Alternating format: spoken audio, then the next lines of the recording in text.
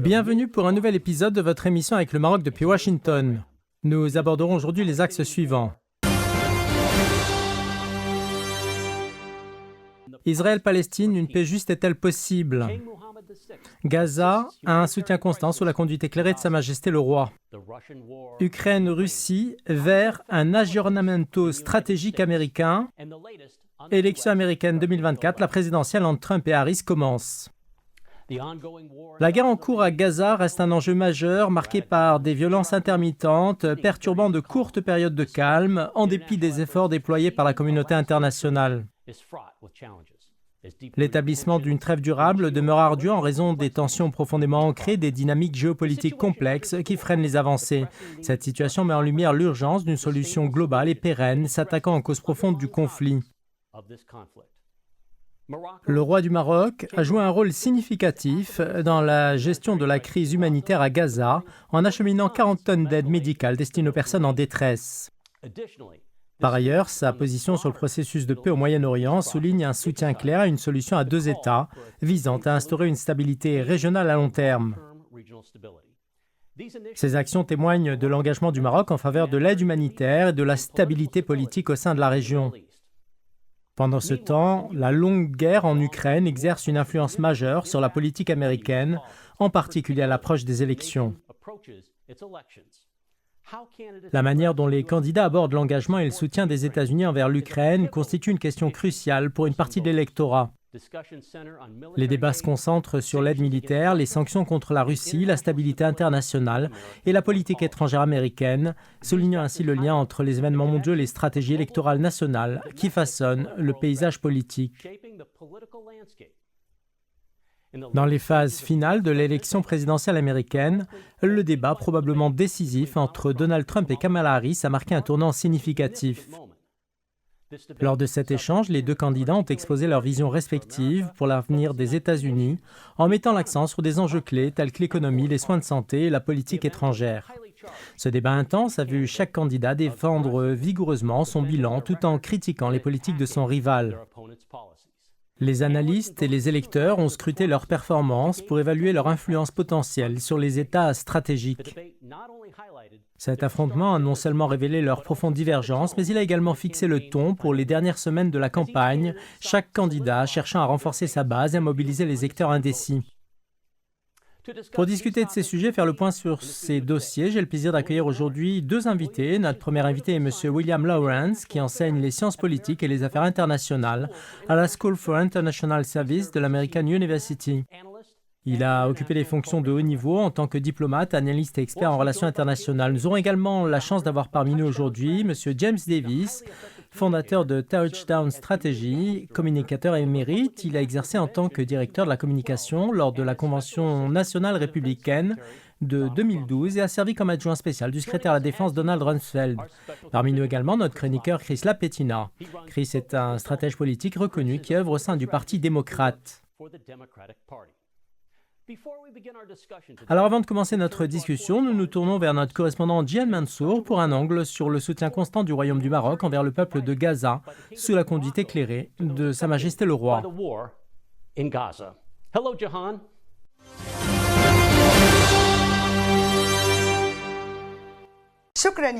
Je vous remercie, Marc. En effet, le soutien indéfectible et historique du Maroc à la cause palestinienne se manifeste à travers les initiatives menées par Beit Mal al-Quds, organe du comité d'Al-Quds présidé par Sa Majesté le roi Mohammed VI.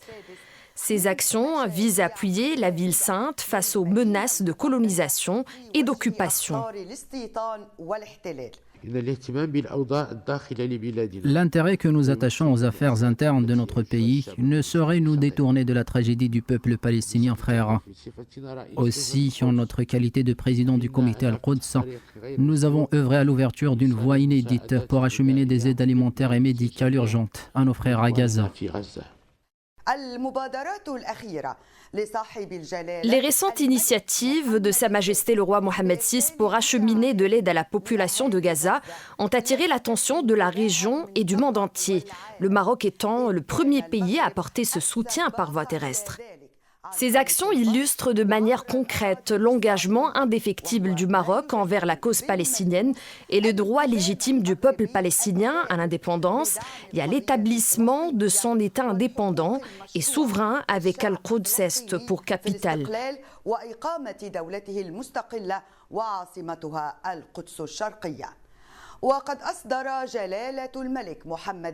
Sa Majesté le roi Mohammed VI a ordonné l'envoi de 40 tonnes d'aide humanitaire, suivi d'une aide médicale d'un volume similaire. Ce geste humanitaire royal comprenait également une aide alimentaire pendant le mois sacré du Ramadan.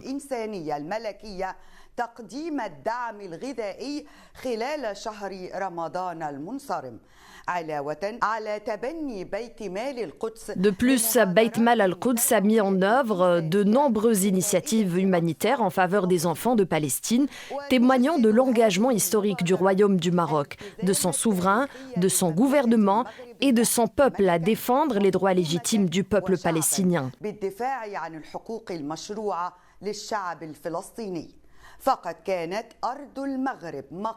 Le Maroc a été l'hôte de plusieurs conférences arabes, islamiques et internationales majeures sur la question palestinienne et s'est imposé comme un médiateur clé pour la paix au Moyen-Orient. Depuis les accords de Camp David jusqu'à l'accord de Gaza-Jéricho,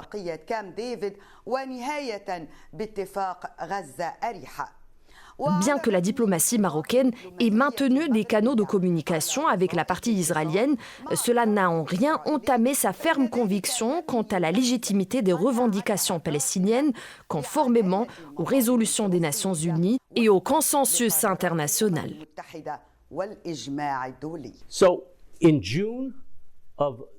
En juin de l'année dernière, le Maroc a initié l'envoi d'environ 40 tonnes d'aide médicale destinée aux Palestiniens dans les zones ravagées par la guerre à Gaza. Ce geste a marqué le début d'une nouvelle dynamique impulsée par Sa Majesté le roi Mohammed VI, qui a également permis d'accéder à cette région hautement complexe et dangereuse. Alors Chris Lapetina, pourriez-vous nous expliquer comment le Maroc a réussi à acheminer cette aide vitale aux Palestiniens dans le besoin et quel impact cela a eu depuis ?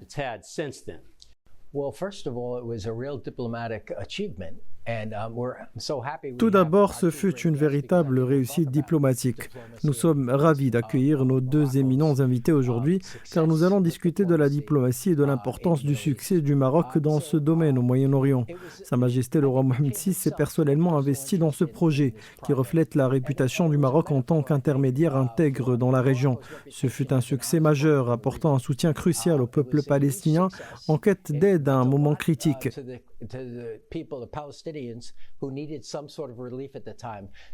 Au-delà du soulagement matériel, cette initiative a également eu un impact psychologique en montrant que des acteurs régionaux et internationaux étaient présents pour offrir leur soutien, user de leur ingéniosité et mobiliser leur influence, y compris auprès d'Israël, afin de garantir l'acheminement de l'aide humanitaire en période de crise.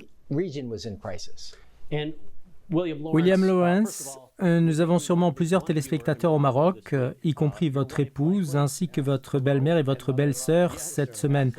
Alors, pourriez-vous nous parler des défis rencontrés dans l'acheminement de l'aide aux Palestiniens ? Par exemple, traverser l'Égypte s'est avéré particulièrement ardu. Les États-Unis ont également dû surmonter de nombreux obstacles, qu'il s'agisse de parachutage ou de l'acheminement des marchandises à travers la Méditerranée pour les livrer aux populations.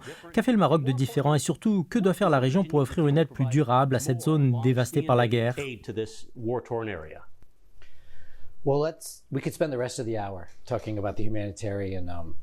Écoutez, nous pourrions passer l'heure restante à discuter de la crise humanitaire à Gaza.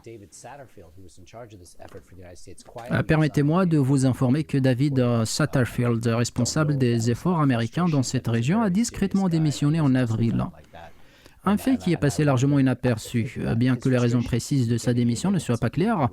Il s'agit d'un homme sérieux qui ne prend pas de telles décisions à la légère. Et il est possible que sa frustration face au manque de soutien ait joué un rôle. Il est important de rappeler que Gaza subit un blocus depuis 17 ans. Quelle que soit votre opinion sur le Hamas, cela signifie qu'environ 40% de l'économie de Gaza dépend des tunnels égyptiens, les mêmes tunnels qui sont au centre des discussions sur le cessez-le-feu. Tant les perspectives d'après-guerre que la situation actuelle doivent prendre en compte la question cruciale des moyens de subsistance durable pour les Gazaouis. Les Jordaniens ont été parmi les premiers à fournir une aide aérienne et des fournitures médicales. Plusieurs pays ont offert leur aide de manière intermittente, mais globalement, celle-ci n'a couvert qu'environ 20% des besoins des Gazaouis pendant le conflit, en raison des nombreux obstacles. En effet, les États-Unis, en tant que plus grand donateur humanitaire par l'intermédiaire de leur ONG et de leur gouvernement, ont tenté d'ouvrir des passages, souvent en utilisant des moyens improvisés, tels que les quais et les parachutages en réponse au blocage israélien. Enfin, le rôle du Maroc mérite d'être souligné. Le Maroc joue depuis toujours un rôle central dans la diplomatie au Moyen-Orient, notamment grâce à la forte communauté marocaine en Israël. Depuis 1948, le leader marocain en matière humanitaire et diplomatique demeure essentiel et continue d'avoir un impact significatif sur la scène internationale.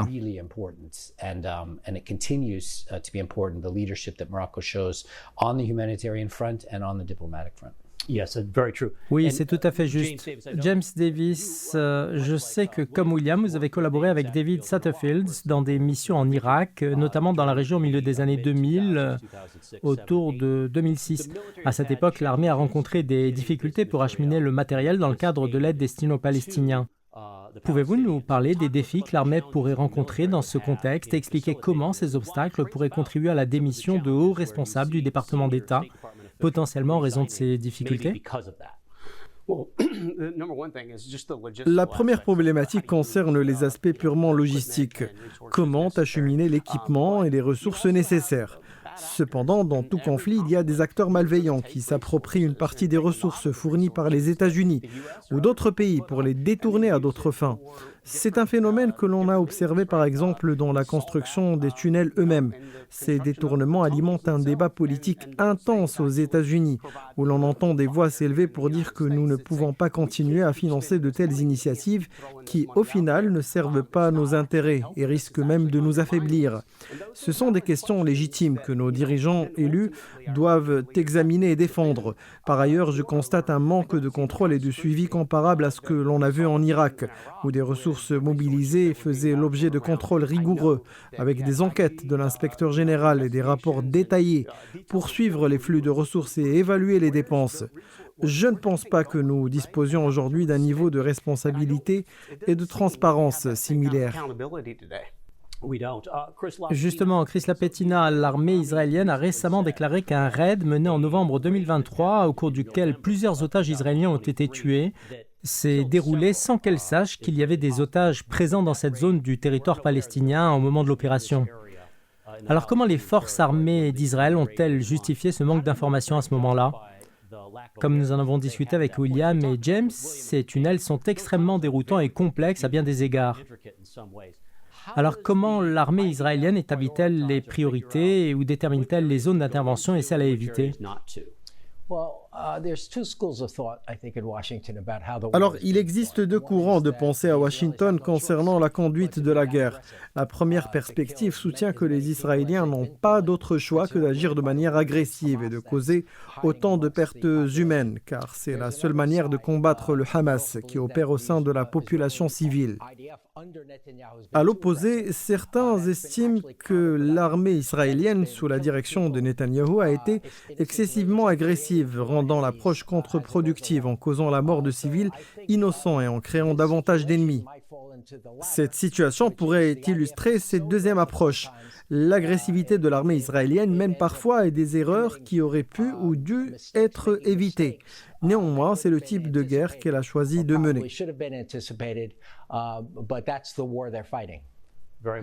Exactement, je vous remercie Chris.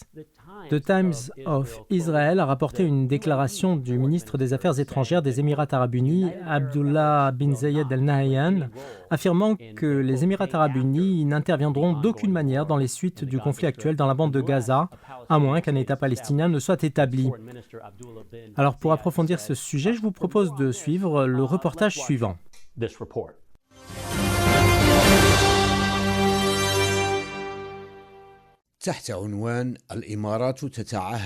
Sous le titre « Les Émirats arabes unis s'engagent à ne pas participer à l'après-guerre à Gaza sans la création d'un État palestinien », le Times of Israel rapporte que le ministre des Affaires étrangères des Émirats arabes unis, Abdullah ibn Zayed, a déclaré que son pays n'assumerait aucun rôle dans la gestion des conséquences de la guerre en cours dans la bande de Gaza, à moins qu'un État palestinien ne soit établi.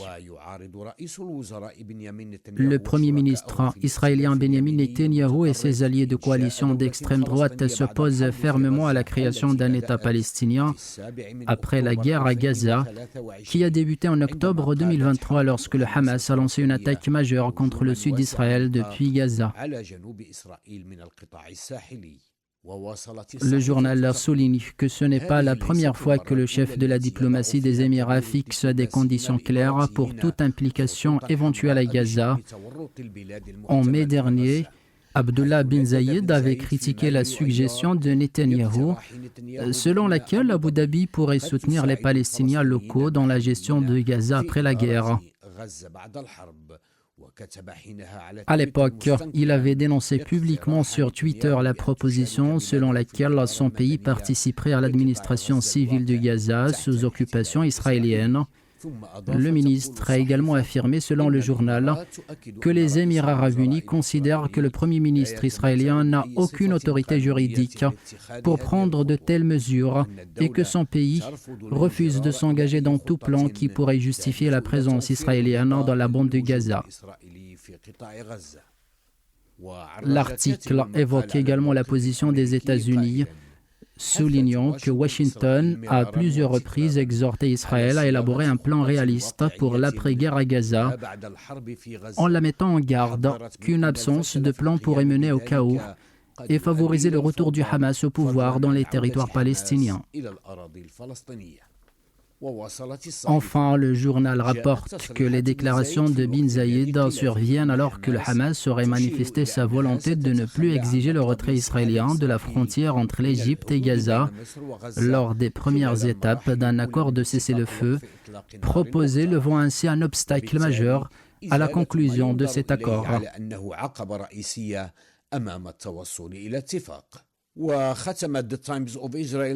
Le Times of Israel conclut en évoquant les manifestations hebdomadaires réclamant un accord sur les otages, particulièrement intenses depuis début septembre, suite à la découverte des corps de 6 otages dans un tunnel du sud de Gaza.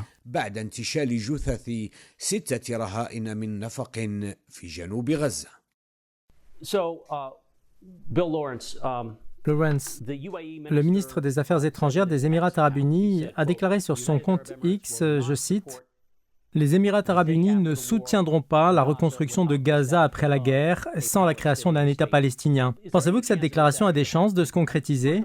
En effet, il s'agit du ministre des Affaires étrangères et non du chef du gouvernement. Est-ce une déclaration symbolique ou un ballon d'essai? Ou pensez-vous que les Émirats arabes unis sont réellement sérieux dans leur position? Écoutez, la position des Émirats arabes unis reflète celle de l'Arabie saoudite et de la majorité du monde arabe et musulman. Bien que les accords d'Abraham aient apporté des avancées positives, leur principal défaut réside dans le fait qu'ils ont laissé les Palestiniens dans une situation difficile. Ce qui était une de mes principales critiques à leur égard. Aujourd'hui, nous sommes confrontés aux conséquences de l'attaque du Hamas, qui a réveillé la violence d'Israël et a provoqué un carnage tragique à Gaza et dans la région.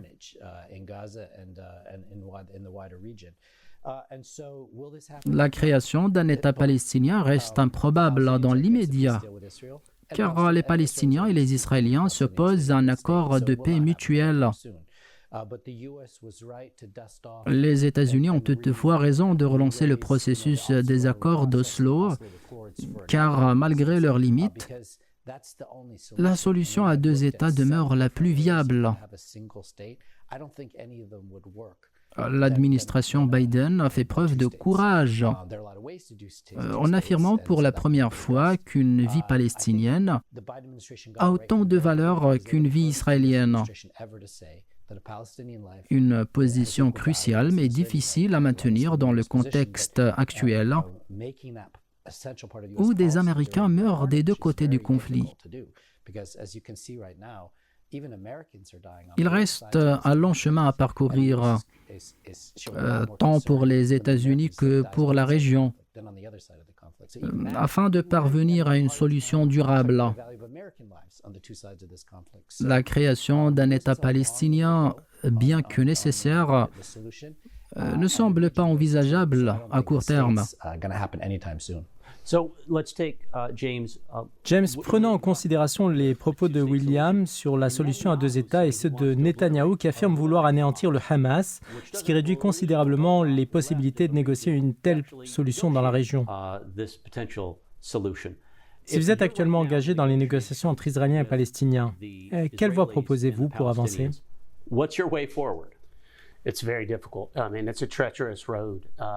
C'est une situation extrêmement complexe et périlleuse. Il est très difficile de dire aux Israéliens « vous ne pouvez pas vous défendre » ou « vous ne pouvez pas chercher à vous venger d'un groupe qui a perpétré un carnage dévastateur ». C'est pourquoi il est délicat pour une entité étrangère comme les États-Unis d'intervenir et d'endosser ce rôle. La seule issue possible réside dans un appel à la raison et à un dialogue plus apaisé apportant une perspective renouvelée à la discussion. Il est particulièrement ardu d'intervenir en demandant un cessez-le-feu, une position difficile à défendre, que ce soit pour Donald Trump, Kamala Harris ou tout autre dirigeant. C'est tout à fait vrai. Chris Lapetina, il est extrêmement rare que les services secrets britanniques et américains publient des déclarations publiques. Récemment, ils ont pris la décision inhabituelle de diffuser une déclaration commune appelant à un cessez-le-feu, une initiative encore plus exceptionnelle. Alors, quelle est votre analyse de cette situation? Compte tenu de la complexité des dynamiques politiques et enjeux et des nombreux désaccords existants, pensez-vous que ce genre de déclaration puisse réellement influencer ou avoir un impact sur la situation sur le terrain? Je pense que oui, mais le problème réside dans le fait que les deux principaux décideurs, Yahya Sinwar pour le Hamas et Benjamin Netanyahou pour Israël, semblent peu sensibles à ces appels.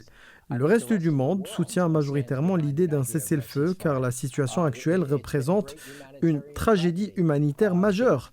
Comme James l'a souligné, il y a eu des violences qui ont conduit à la détention illégale d'environ 100 personnes dans des conditions inhumaines, tandis que les Palestiniens innocents souffrent également en raison de l'incapacité à recevoir l'aide humanitaire nécessaire. Cela est d'autant plus frustrant que les deux acteurs clés qui ont le pouvoir de changer les choses ne semblent pas prêter attention à ces préoccupations qui touchent tant de personnes à travers le monde. William Lawrence, vous avez mentionné au début de l'épisode que nous pourrions passer toute l'heure à discuter de l'aide humanitaire et des efforts de secours. Je vais donc vous poser une autre question tout aussi vaste, mais j'aimerais une réponse en environ une minute. Quelles sont selon vous les attentes quant à l'évolution de la guerre au Moyen-Orient une fois cette vague de violence terminée? Quel pourrait en être le dénouement et quel rôle les élections américaines pourraient-elles jouer le cas échéant dans ce conflit? Nous devons partir de l'observation de Chris selon laquelle ni Sinwar ni Netanyahou ne cherchent véritablement la paix. J'ai été surpris lorsque le Hamas a proposé un cessez-le-feu permanent, car dans le contexte de mes études en affaires internationales, on appelait cela un traité de paix. Or, personne ne semble réellement vouloir un traité de paix. Ils préfèrent un cessez-le-feu permanent, ce qui leur permettrait de maintenir un état de guerre perpétuel. Cela signifie que Palestiniens et Israéliens souhaitent une guerre sans fin, avec la possibilité de frapper à leur convenance. Dans ce contexte, la seule chose que nous puissions faire avec un certain degré de succès est de désamorcer constamment les tensions. James Davis, les élections aux États-Unis sont influencées par les événements qui se déroulent sur le terrain en Palestine et en Israël. Nous observons certaines dynamiques sur place qui semblent avoir un impact sur le paysage électoral américain. Alors comment ces développements affectent-ils les élections aux États-Unis? Cette situation impacte principalement les démocrates car elle divise profondément leur base électorale. La campagne de Kamala Harris devra donc naviguer avec prudence pour équilibrer ces tensions. Comment parviendront-ils à apaiser les frustrations et les manifestations que nous avons observées, notamment lors de leur convention à Chicago, marquée par des protestations d'envergure? Il y a également des divisions visibles au sein du Congrès sur ces questions. Comment parviendront-ils à gérer ces attentes et à maintenir un équilibre? Pourront-ils détourner l'attention de ces préoccupations en présentant Donald Trump comme un adversaire si redoutable que cela relègue au second plan les inquiétudes sur le conflit à Gaza? C'est en définitive le défi majeur qu'ils doivent relever. Chris LaPetina, en tant que représentant démocrate, comment Kamala Harris gère-t-elle la crise à Gaza tout en menant sa campagne au quotidien? La seule chose positive à souligner aujourd'hui est que nous avons un accord bipartite. Je partage entièrement l'analyse de James sur cette situation qui est particulièrement complexe pour les démocrates. Comme mentionné, l'élection présidentielle se joue État par État et l'un des États cruciaux pour les démocrates est le Michigan, où se trouve une importante communauté d'électeurs arabes dans une zone stratégique. Ces électeurs ont déjà exprimé leur mécontentement vis-à-vis de la politique de l'administration Biden concernant le conflit à Gaza. La question qui se pose est donc de savoir si Kamala Harris pourra apaiser ce mécontentement suffisamment pour conserver le soutien de ses électeurs afin de ne pas compromettre la victoire au Michigan et potentiellement celle de l'élection dans son ensemble. Je vous remercie, Chris. Nous allons maintenant passer d'une région du monde à une autre, alors je vous prie de rester avec nous. Dans la seconde partie de l'émission, nous aborderons la situation en Ukraine et ses implications pour l'élection présidentielle américaine. Nous analyserons également les résultats des principaux sondages d'opinion à la suite du premier débat entre Donald Trump et Kamala Harris. Alors restez bien avec nous.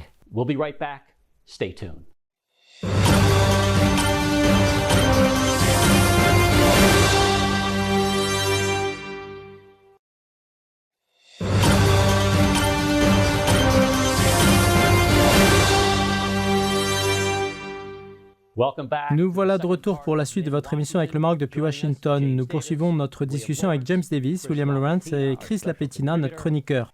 Nous aborderons la guerre russo-ukrainienne et ses répercussions sur la course présidentielle américaine. Ce conflit est devenu un enjeu déterminant, influençant l'opinion des électeurs sur la politique étrangère et la sécurité nationale.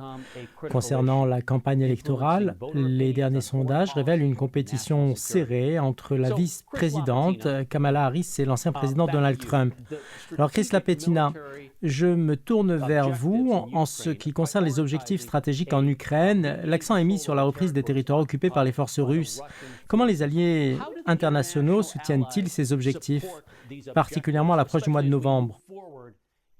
Et qu'a-t-on retenu des déclarations des deux candidats lors du débat de Philadelphie? Vous l'avez mentionné, Marc, il est pertinent de discuter des implications de la prochaine administration américaine pour l'Ukraine. En effet, l'ancien président Trump a laissé entendre qu'il n'était pas nécessaire de soutenir l'Ukraine de la même manière que l'administration Biden. À l'inverse, Kamala Harris semble avoir exprimé son intention de poursuivre ce soutien. Il pourrait donc y avoir un changement significatif de politique selon le résultat de l'élection ou au contraire une continuité. Cela étant dit, il est clair que les États-Unis et leurs alliés occidentaux sont inquiets, car il semble manquer de stratégie claire pour permettre à l'Ukraine de l'emporter. La démarche actuelle semble plutôt fondée sur l'attente d'un retrait de la Russie, misant sur l'espoir que celle-ci finisse par renoncer à ses ambitions de contrôle sur l'Ukraine. Par conséquent, nous devrons continuer à naviguer dans cette incertitude. Pour sa part, l'Ukraine est convaincue qu'elle a besoin de davantage de temps et de soutien afin de contrôler les efforts persistants de Poutine pour s'emparer de son territoire. James Davis, Donald Trump a affirmé que s'il redevenait commandant en chef, il mettrait fin à la guerre en Ukraine dès le premier jour de son mandat, voire avant même d'être investi en tant que 47e président. Trump, connu pour son caractère parfois grandiloquent lors des sommets internationaux, ne manque pas de faire de telles déclarations. Alors, en tant que stratège politique républicain, pouvez-vous nous éclairer sur les raisons qui poussent Trump à faire de telles affirmations? Bon, c'est effectivement une autre déclaration audacieuse de la part de Donald Trump, ce à quoi nous sommes habitués. Cependant, il faut reconnaître qu'un tel engagement militaire à l'étranger n'avait pas été observé sous sa présidence. Quant à savoir combien de temps il lui faudrait pour démêler cette situation, cela reste incertain. Il est probable que cela prenne un certain temps. Toutefois, l'élément clé ici est que si les financements et l'envoi de soutien militaire à l'Ukraine étaient coupés, le conflit pourrait se terminer assez rapidement, avec la Russie probablement en position de force pour écraser l'Ukraine.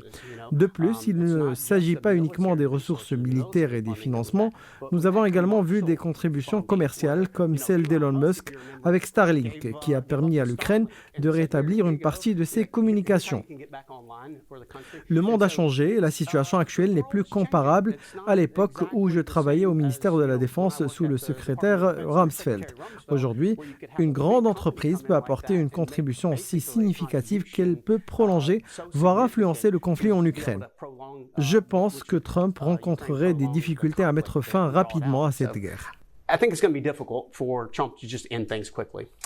William Lawrence, un travail diplomatique considérable a été accompli avec l'Ukraine, notamment en matière de rétablissement et de renforcement de l'OTAN, ainsi que l'intégration de nouveaux membres au sein de cette alliance défensive. La Pologne, par exemple, a significativement renforcé ses capacités militaires ces dernières années. Il serait donc difficile de revenir en arrière aussi rapidement. Si vous deviez conseiller la campagne de Kamala Harris, quelle réponse suggéreriez-vous face à ces déclarations audacieuses de Donald Trump sur sa capacité de mettre fin au conflit? Pour revenir sur les observations de mon collègue, je suis d'accord avec l'ensemble de ses propos, bien que j'emploierais plutôt le terme téméraire que audacieux pour qualifier les déclarations de Trump. Je ne pense pas que Trump puisse mettre fin au conflit dès le premier jour de sa présidence. La question demeure de savoir quel pays continuera à fournir les armes à l'Ukraine parmi la multitude de nations déjà engagées dans cet effort. Et cela ne disparaîtrait pas du jour au lendemain. Les missiles britanniques à longue portée désormais utilisés ouvrent la discussion sur leur impact. Prolonge-t-il ou écourte-t-il la guerre? À mon avis, il pourrait raccourcir le conflit en créant une impasse militaire, réduisant ainsi l'idée que la Russie pourrait l'emporter facilement. Tant que l'on évite l'usage des armes nucléaires tactiques, un accord pourrait être atteint dans lequel l'Ukraine n'acceptera pas de céder son territoire, mais pourrait suspendre ses efforts pour le reconquérir, aboutissant à une paix temporaire dans la région, ce qui serait probablement le meilleur scénario envisageable. Cependant, il manque encore de diplomatie pour parvenir à la paix, en grande partie parce qu'aucune des parties ne semble la vouloir à ce stade. Il est possible d'amener les parties à la table des négociations, mais on ne peut les forcer à conclure un accord. Même si des règles internationales sont violées, créant parfois une obligation pour la communauté internationale d'intervenir, les guerres se terminent pour diverses raisons, et souvent parce que les deux camps finissent par être épuisés par les combats. Je perçois des signes croissants tant du côté ukrainien que russe, indiquant qu'il pourrait approcher ce point de saturation où les pertes ne justifient plus les gains. Chris LaPetina, pour rebondir sur les propos de William, pensez-vous que nous approchons de ce point critique? Nous observons que la Russie intensifie sa coopération avec l'Iran, la Chine et dans certains cas avec la Corée du Nord afin de se procurer davantage d'armement et de mercenaires, sans oublier les groupes de mercenaires déjà impliqués à ses côtés. De l'autre côté, les États-Unis, l'OTAN, les armements américains continuent d'affluer, soutenus par les financements du Congrès. Cependant, comme l'a évoqué William, ce soutien pourrait-il s'épuiser à terme? Et dans ce contexte, est-il envisageable de parvenir à un accord et à un cessez-le-feu? Encore une fois, je pense que l'arrivée d'un nouveau président qui ne soutiendrait pas la guerre en Ukraine pourrait avoir un impact significatif, susceptible de modifier les efforts futurs de nos alliés au sein de l'OTAN. Inversement, si un président choisit de renforcer son soutien, cela pourrait également produire des effets notables. Vous avez souligné un point très intéressant concernant les alliés de la Russie. Dans ce conflit, notamment la Chine, un acteur de premier plan est très puissant. Des articles dans la presse américaine indiquent que les sanctions financières imposées par les États-Unis à la Russie commencent à affecter le soutien chinois à Moscou. Il est donc possible que certains facteurs affaiblissent les alliances de la Russie, ouvrant la voie à un potentiel accord de paix. Nous verrons comment la situation évolue à l'avenir. William Lawrence, en ce qui concerne la diplomatie, Donald Trump a critiqué l'administration Biden ainsi que Kamala Harris pour n'avoir pas communiqué avec Vladimir Poutine depuis plusieurs années. Trump, quant à lui, affirme qu'il n'hésiterait pas à appeler Poutine pour chercher une solution. Pouvez-vous nous éclairer sur la diplomatie en cours actuellement? Biden et Harris devraient-ils envisager un contact direct avec les Russes afin de trouver un terrain d'entente, ou est-il encore prématuré d'engager de telles discussions? Il existe déjà des contacts avec la Russie. En témoigne l'accord sur l'échange de prisonniers qui n'aurait pas été possible sans des discussions régulières au plus haut niveau entre les États-Unis et la Russie. Comme souvent avec Trump et ses critiques, certaines de ses observations sont valides, même s'il ne propose pas de solution concrète. Le problème majeur avec Trump réside dans ses liens étroits avec la Russie. Comme l'a illustré l'interview de son fils mentionnant les importants fonds russes reçus par la famille. Ce contexte suscite des inquiétudes quant à son impartialité, d'autant plus qu'il qualifie les accusations contre la Russie de canular tout en entretenant des obligations envers Poutine. Cela a culminé lors de la conférence d'Helsinki où Trump a préféré l'analyse de Poutine sur l'ingérence électorale à celle des agences américaines, ce qui a profondément embrassé le pays. Compte tenu de ces liens, je ne pense pas que Trump soit le mieux placé pour gérer des affaires impliquant la Russie. Néanmoins, il a raison de souligner que l'administration Harris et Biden pourrait intensifier ses efforts diplomatiques pour engager un dialogue avec la Russie et travailler à la résolution de ce conflit. Concernant la Crimée, il est probable qu'elle ne reviendra jamais sous contrôle ukrainien et Trump a raison sur ce point. De même, certaines zones de Donbass pourraient ne pas justifier une poursuite des combats, comme cela a été le cas après la guerre de 2014. Vous avez évoqué la Chine et lors du débat, la toute première question portait sur l'économie avec Kamala Harris en ligne de mire. Harris a mentionné ce qu'elle appelle la taxe Trump, que Trump désigne plutôt comme un tarif sur les produits chinois. Il s'est engagé à augmenter ces tarifs sur les importations, en particulier celles en provenance de Chine. Un récent sondage Reuters met en avant cet avantage économique qu'il semble avoir sur Kamala Harris. Alors, dans quelle mesure les tarifs douaniers et les questions économiques influenceront-ils des élections à venir en novembre? Toute attaque contre la Chine trouve généralement un écho favorable auprès du peuple américain et les sondages refléteront ce soutien jusqu'à ce que les conséquences de cette politique deviennent tangibles. On peut effectivement imposer des tarifs douaniers, mais si cela conduit à une augmentation des prix des biens et services pour les Américains, avec une hausse potentielle de 30% d'ici 2025, cela nuira à l'économie domestique. En tant que défenseur du libre-échange, je m'oppose fermement à l'usage abusif des tarifs douaniers, sauf en cas de nécessité absolue et stratégique. En fin de compte, ces mesures ne sont pas bénéfiques pour les Américains car elles se traduisent par une augmentation des coûts pour le consommateur. James Davis, pour ceux d'entre nous qui ont suivi ce qui semble être le dernier débat entre Trump et Harris, nous avons observé que Kamala Harris n'a pas proposé d'alternative politique concrète concernant la guerre en Ukraine, tandis que Trump a promis de mettre fin au conflit immédiatement. Pensez-vous que cela confère un avantage à Trump? Bien que les spectateurs du débat aient majoritairement estimé que Harris a dominé, les positions restent polarisées. Cette dynamique peut-elle influencer les électeurs alors que nous approchons du scrutin prévu le premier mardi de novembre aux États-Unis? Je pense que Harris a globalement très bien performé lors du débat, parvenant à pousser Trump à réagir sur plusieurs sujets, le conduisant à se focaliser sur des thèmes comme la taille des foules qui importent peu au grand public mais qui lui tiennent personnellement à cœur. Sur le plan de la politique étrangère, Trump semble bénéficier d'un avantage, mais cela s'étend également à la politique économique et aux questions frontalières. Il a la main sur ces enjeux et plus il pourra orienter le débat vers ces sujets, meilleures seront ses chances en novembre. C'est lorsqu'il s'éloigne de ces thèmes qu'il a tendance à perdre son calme et à s'embrouiller. Chris LaPetina, ce débat présidentiel organisé par ABC News a suscité le mécontentement de Donald Trump à l'égard des modérateurs. Pensez-vous que David Muir et Lindsay Davis ont agi de manière impartiale lors de ce débat? Permettez-moi de souligner que cela illustre parfaitement la profonde division politique qui existe actuellement. Pour les partisans de Trump et des causes républicaines, les médias sont perçus comme systématiquement biaisés à leur encontre. En revanche, les Américains de gauche estiment que cette couverture médiatique est juste, considérant que la droite se plaint toujours d'un traitement inéquitable. Cette situation constitue une métaphore parlant de la manière dont chacun a perçu ce débat.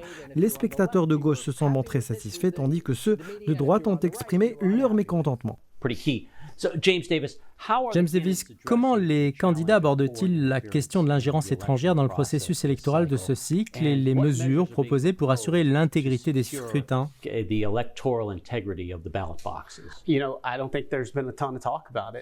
Je pense que ce sujet a été peu abordé en grande partie en raison des multiples distractions quotidiennes. Nous sommes actuellement confrontés à une nouvelle distraction, ou plutôt à un problème très sérieux avec une nouvelle tentative d'assassinat contre Donald Trump, ce qui détourne l'attention des questions relatives à l'intégrité des scrutins. Bien que de nombreuses organisations se consacrent à ce sujet, je constate peu d'engagement de la part des candidats, notamment sur cette question précise. William Lawrence, un sujet d'attention majeur concerne le contenu sur les écrans des ordinateurs et la désinformation.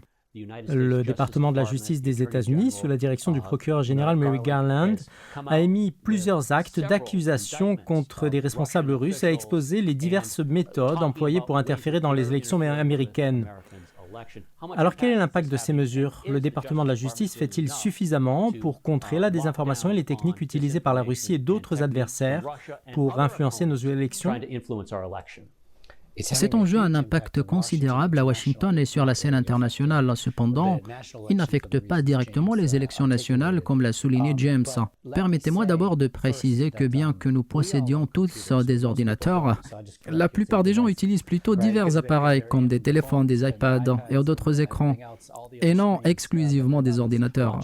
Cela dit, le sujet demeure extrêmement important. Il a été prouvé à maintes reprises que les Russes interfèrent massivement dans les élections américaines par des moyens numériques, sans pour autant altérer directement les résultats électoraux.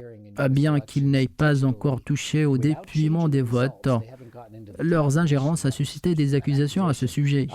Leur influence est telle qu'ils ont réussi à manipuler l'électorat américain au point de convaincre des personnes, par exemple au Texas, de participer à des rassemblements organisés par des trolls pro-russes basés dans des pays comme la Bulgarie, la Jordanie et d'autres endroits où ces fermes aggravent le mécontentement des électeurs américains. Les Chinois, les Iraniens, les Nord-Coréens et d'autres acteurs procèdent de même, car les États-Unis, en tant que société ouverte, sont particulièrement vulnérables aux manipulations via Internet, en plus des recommandations déjà émises par ce panel. Il est impératif de renforcer l'éducation des électeurs ainsi que l'éducation aux médias afin que les citoyens apprennent à distinguer le vrai ou du faux, un enjeu crucial pour de nombreux Américains. L'éducation aux médias est d'une importance capitale. Alors passons maintenant rapidement à chacun de nos invités. Quel sera selon vous le principal enjeu des prochaines semaines dans cette élection qui influencera les électeurs? Chris Lapettina? Quel candidat incarne le changement? William Lawrence? Je crois qu'il vient de citer ma propre idée, donc je vais devoir ajouter un autre point. À mon avis, au lieu de se limiter aux 4 grands enjeux, à savoir l'économie, la sécurité des frontières, souvent associés à Trump, ainsi que les droits des femmes et la protection de la démocratie, que l'on relie davantage à Kamala Harris. Il est essentiel de se concentrer sur la question de savoir qui se soucie vraiment des électeurs. Ce thème est devenu central. Trump a quelque peu échoué à démontrer cette préoccupation lors du débat. Et je pense qu'un véritable débat émergera sur la question de savoir quel candidat prend en compte les besoins des électeurs tels qu'ils les expriment. William Lawrence et James, le producteur de cette émission estime que Trump a de fortes chances de l'emporter. Selon vous, quel sera l'enjeu principal dans cette élection? Qui, pensez-vous, va remporter cette élection? Le principal problème, selon moi, réside dans l'idée que l'on peut se demander qui se préoccupe réellement de vous. C'est sans doute une réponse pragmatique. Par ailleurs, pour revenir à votre point précédent, Trump a été perçu comme un défenseur de ces personnes, tout comme William a réellement incarné ce rôle. Si cela se concrétise, je pense qu'il finira par devenir le prochain président, bien que ce soit une bataille qui s'annonce serrée. De ma part, je vais faire une prédiction. En fait, c'est l'imprévisibilité même qui caractérise ce cycle électoral. Depuis Gerald Ford en 1975, il n'y a pas eu 2 tentatives d'assassinat contre un président américain en un laps de temps aussi court. Imaginez que nous avons déjà les réponses à cette situation relève de l'utopie. C'est une discussion enrichissante à suivre, d'autant plus que les surprises d'octobre approchent. Qui sait, ce pourrait se passer. Nous vous remercions d'avoir suivi cet épisode de votre émission avec le Maroc depuis Washington. N'oubliez pas d'envoyer vos messages sur nos réseaux sociaux. Nous vous encourageons à poser vos questions sur l'élection présidentielle et les relations maroco-américaines afin que nous puissions les adresser pour vous lors de nos prochains épisodes. À la fin de cet épisode, je tiens à remercier mes invités, William Lawrence et James Davis. Merci également à notre chroniqueur, Chris Lapetina, et à notre correspondante, Jihan Mansour.